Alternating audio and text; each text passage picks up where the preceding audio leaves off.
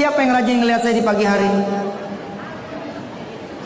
Di antaranya mungkin pernah melihat kan impian saya, doa saya. Yuk kita pengen loh punya pesawat haji sendiri. Kita pengen punya pesawat umroh sendiri. Semua karena doa. Bahkan ketika saya bangun hotel tuh, ada brosurnya di ibu dan bapak semua. Itu semua karena doa. Saya masih ingat tanggal 23 Mei tahun 2012.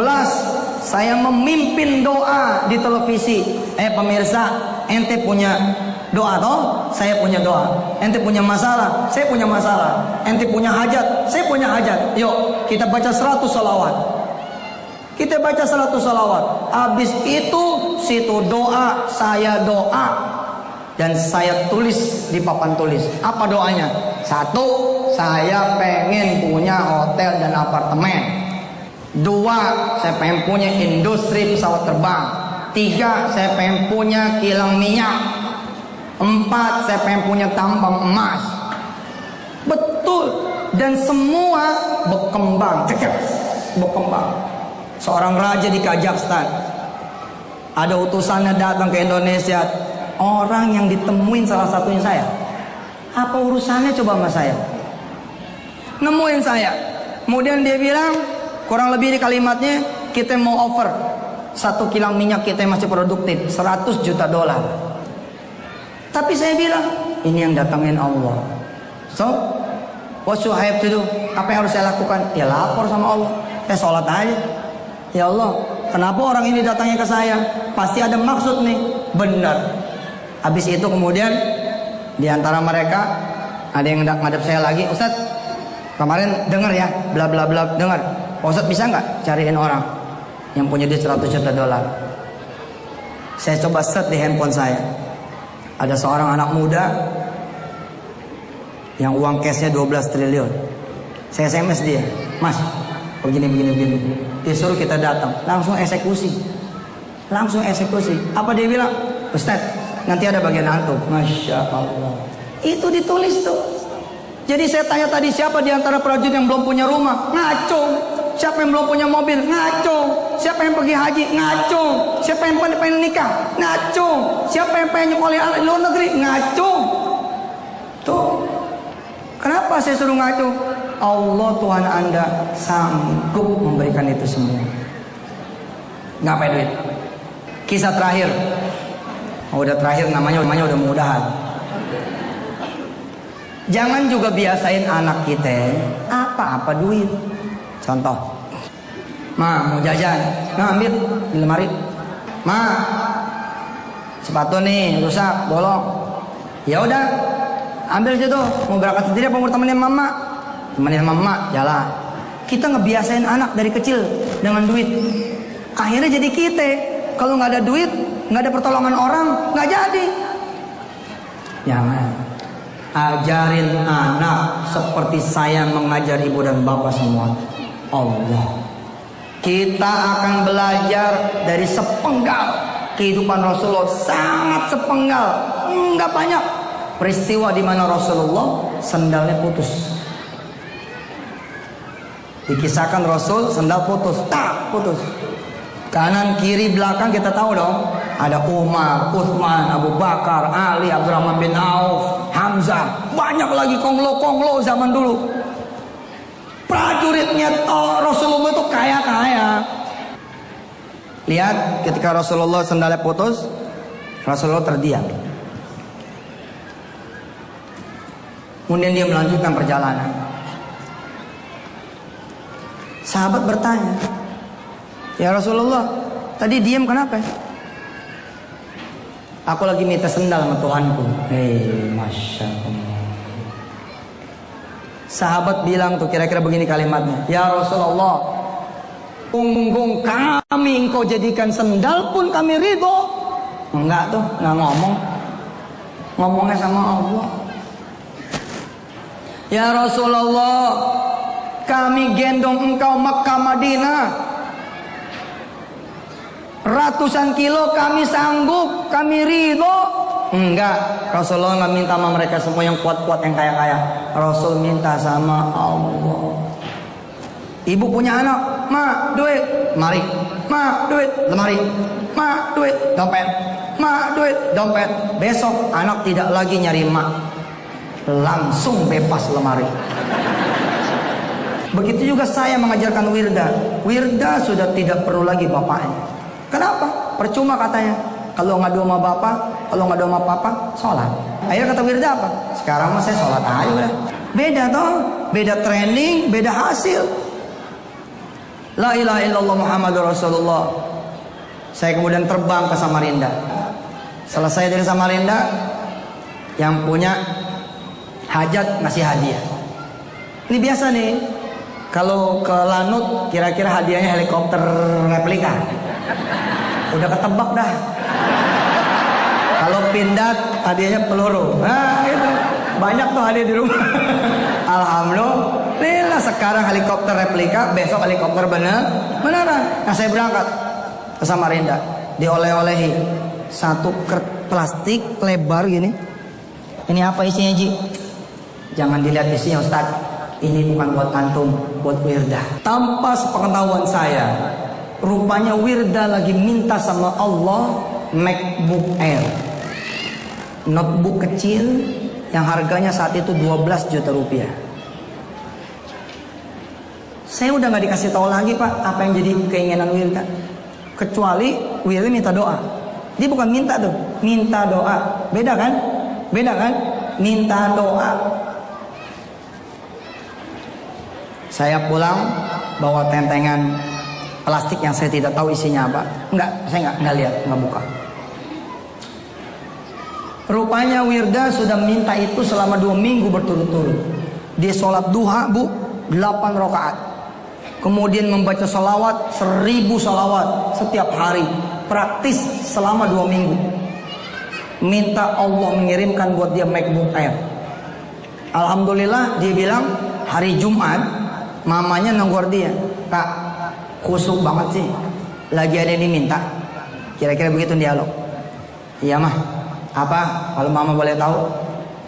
Kakak lagi nyolawatin MacBook Air, lagi nyolatin MacBook Air. Terus istri saya bilang, ya udah yuk kita ke Mall Puri Indah. Anak saya wirda seneng bukan kepalang. Ternyata doanya dikabul oleh Allah lewat mamahnya. Mamahnya membelikan dia MacBook Air. Begitu sampai ke Puri, istri saya bilang, Kak, tuh dia tokonya. Jangan cuma nyalawatin di rumah, salawatin dari tokonya. Si wirda bilang, ya nggak apa-apa, nggak mama, sama aja katanya. Dan si wirda mengikuti apa yang ditausiahkan saya di televisi sehari-hari. Dia tunjuk MacBook Air. Ini berapa? Sekian juta. Allahumma sholli ala Muhammad wa ala ali Muhammad. Ya Allah, saya minta yang kayak begini. Pulang. Hari Sabtu saya datang.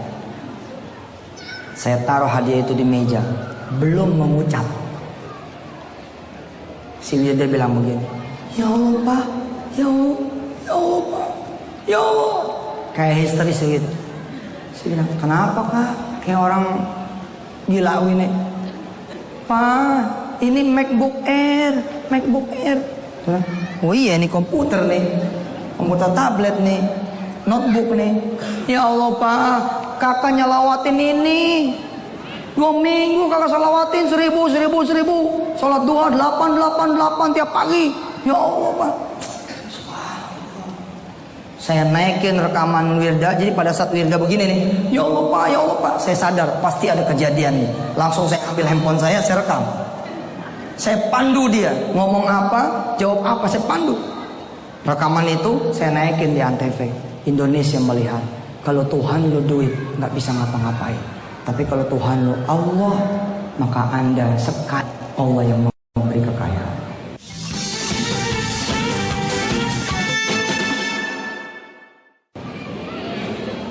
Barakallah. Yang nomor 2 tadi sudah saya singgung di awal, tidak perlu saya singgung lagi. Anda hidup lurus, on the track, jangan main perempuan, jangan berzina, jangan judi, jangan membohongi istri, jangan kemudian menyakiti suami, yang menyakiti orang tua, yang menyakiti orang lain. Hidup lurus, sholat dibenerin, sunnahnya dibanyakin, insya Allah. Insya Allah, apa yang menjadi kebutuhan kita semua ada Allah. Wa kafa bi rabbika hadiyan wa nasira. Cukup buat Allah yang memberikan petunjuk dan memberikan pertolongan. Rahasia kecil kenapa Allah bisa seperti itu? Rahasianya adalah tentara. Emangnya negara doang yang punya prajurit? Emangnya negara doang yang punya prajurit?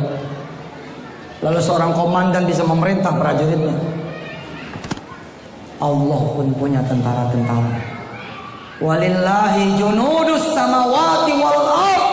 Allah memiliki tentara-tentara di langit dan di bumi, tapi kita tidak bisa melihat. Manhum, siapa mereka? Minal malaikatil musawwimin, minal malaikatil munzalin, dari golongan para malaikat Allah yang bertanda dan tidak bertanda, tersembunyi dan nampak. Minal malaikah. Ketika saudara makan, datang seorang tamu ngajak ngobrol saudara, belum tentu teman ente SMA. Katanya doang, apa kabar nih? Wih, aduh di sini ngomong. Ya alhamdulillah. Ya bos, gue yang bayar. Oh subhanallah, makasih ya, makasih. Sekalian utang saya ada sini. Belum tentu dia orang. Ketika ibu di bis dan ibu lupa ngasih dia duit, lalu kemudian ibu berdoa kepada Allah, ya Allah, kawal anak saya supaya anak saya nyampe ke sekolahnya. Seketika itu Allah turunkan malaikat yang ngawal kita punya anak. Yang bayarin belum tentu orang. Ibu bahkan ibu punya anak naik juga, belum tentu itu bisnya orang, belum tentu.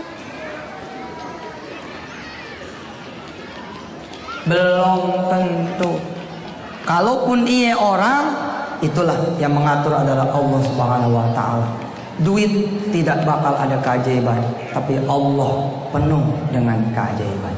Kita berdoa, semoga Allah Subhanahu wa taala meridhai apa yang kita pelajari pada pagi hari ini, pada hari ini, dan menjadi amal sehari-hari. Besok kata Ustadz, bukan karena duit, karena Allah. Baik bu, baik pak. Begitu nih kata si istri, begitu kata si suami. Kita mulai sekarang banyakin doa, banyakin menggantung pada Allah, jangan menggantung pada pekerjaan dan gaji. Tidak menggantungkan diri pada perusahaan dan untung, apalagi sama orang-orang di sekitar kita. Ala hadin niyyah wa kulli niyyatin salihah wa ila hadrati habibina wa syafi'ina wa qurrati a'yunina maulana Muhammadin sallallahu alaihi wasallam. Al-Fatihah.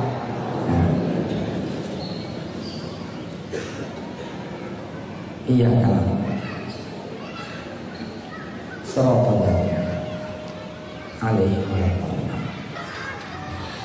Al-Fatihah berikut. Walaupun tadi saya bercanda, tapi saya pengen ini menjadi sebuah program Skuadron 6 di tahun dia ke-52. Kalau ada umur saya sempat diizinkan Allah datang, saya datang lagi ke sini Pak Eko dalam keadaan sekalian mau wisuda. Teman-teman yang bekerja dan mengabdi di sini yang hafal beberapa surah, Yasin, Ar-Rahman, Waqiah, Al-Mulk, kita wisuda tahun depan. Mudah-mudahan program ini bisa berjalan. Amin ya Allah rabbal alamin. Al-Fatihah.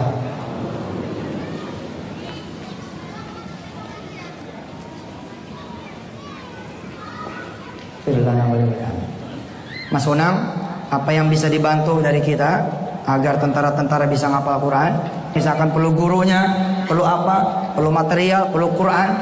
Ada berapa di sini prajurit semua? Ada 1000. Kita kirim 1000 Quran kemarin. Kita kirim 1000 Quran, biar Qurannya pada baru semua. Ya, nggak usah bayar. Yang bayar komandan aja nanti. Nah, kita kirim Quran kemarin. Program tentara menghafal. Mudah-mudahan dengan dikirimin Quran baru, ada semangat membaca baru dan menghafal baru. Insya Allah. Al-Fatihah.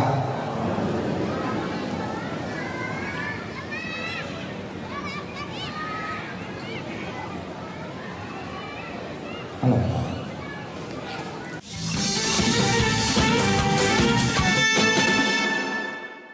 Nah, yang terakhir saya minta didoain khusus nih.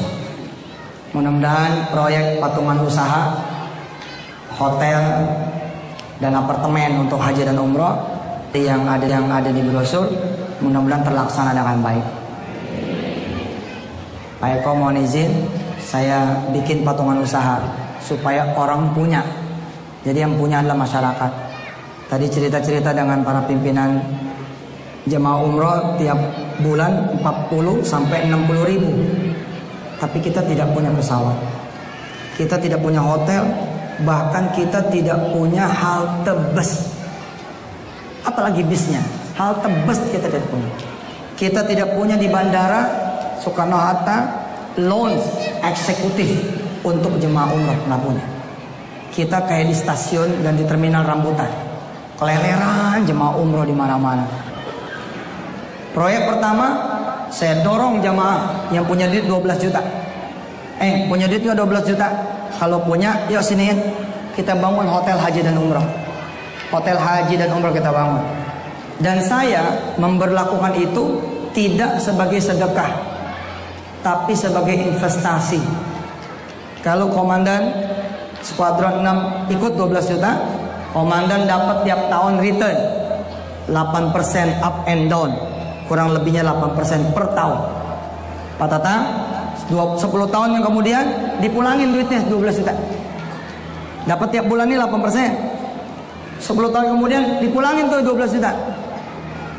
Tahun ke-11 sampai selamanya tuh hotel diizinkan Allah ada, dapat terus returnnya. Itu seperti tentara-tentara mempersiapkan buat pensiunnya, hitung-hitung begitu. Geser dikit buat persiapan pensiun, punya saham di hotel. Saya mohon doanya khusus, ya Allah, ini bukan punya saya, punya jamaah. Saya mendeklar di hadapanmu ya Allah, atas dasar nanti keuntungan operasional, saya Yusuf Mansur tidak mengambil.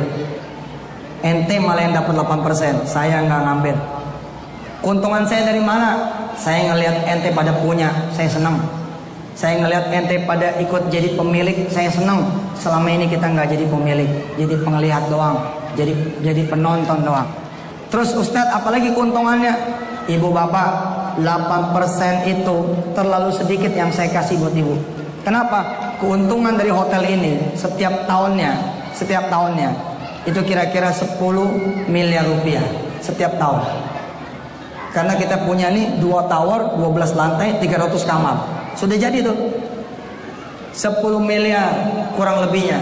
Nah, 10 miliar ini saya tidak bagi kepada pemegang saham. Saya minta keridoannya, tolong jangan diambil buat para penghafal Quran. Buat para penghafal Quran. Di antaranya membiayai proyek 1000 Quran buat skuadron 6, buat skuadron 8, buat nanti tentara-tentara di perbatasan, kira-kira seperti itu. Karena dalam 10 tahun kita bisa menghasilkan 100 miliar rupiah. Untuk semua niat yang tulus ikhlas karena Allah, mudah-mudahan Allah meridhai dan membantu. Al-Fatihah.